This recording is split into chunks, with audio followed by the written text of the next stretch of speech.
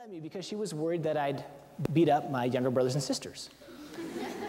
So as soon as I got to college, you can imagine what the first class I signed up for was karate. And the first club I joined was the Taekwondo club. Between these two activities, I was spending 6 hours a week learning how to fight, and I loved it. My Taekwondo coach, he was a street fighter from Los Angeles, and he was tough. He taught us this knee kick, where if you did it just right, you could disable a guy for life. It was awesome. So after about 6 months of this training, I felt like I was the toughest guy on BYU campus. And I kind of had this daydream that one day I'd be walking home from school and I'd hear a female voice say, "Help, help!" Dun, dun, dun, dun. And I could save the day. And that experience kind of happened. One day I was at this really big dance at BYU, and I was talking to these girls, and there were some guys that I'd never met before. Well, the girls, they went back into the dance, and I started talking to the guys, and they were saying all these nasty things about the girls. And I was like, "What's your problem?" And they started saying some more bad things. I said, "Hey, those girls are my friends. Why don't you guys just leave?" And one of the guys said, "You want to step outside?"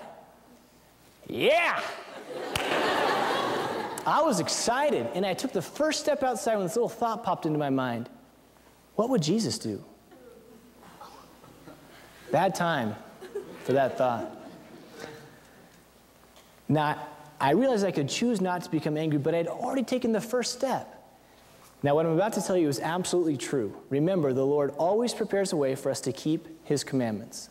At that exact moment, this super tall guy who I had never seen before, he was wearing a black leather jacket with spikes running up and down it.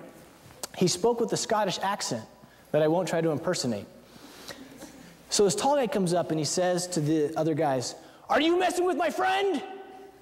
They're like, "No." And I was, "Oh yeah."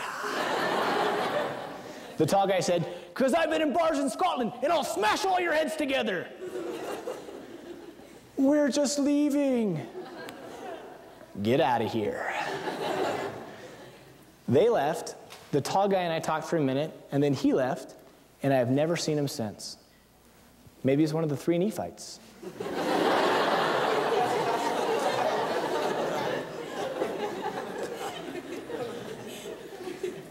We can choose not to be angry.